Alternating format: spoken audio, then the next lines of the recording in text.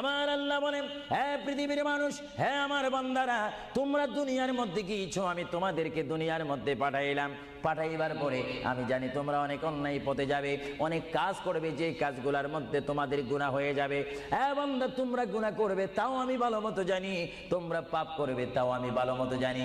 বান্দারে, পাপ করার পরে, গুনাহ করার পরে একাই কি মসজিদের মধ্যে তোমরা কেঁদেছো, রব্বানা যালামনা, বলেন।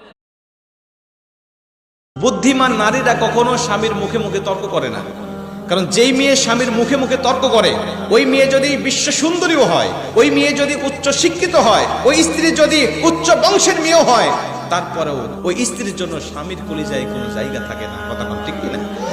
দিন দিন শুধুমাত্র তাদের প্রতি বিরক্ত তৈরি হতে থাকে এবং এক পর্যায়ে কলহ তৈরি হয়, সংসারের মধ্যে অশান্তি সৃষ্টি হয়।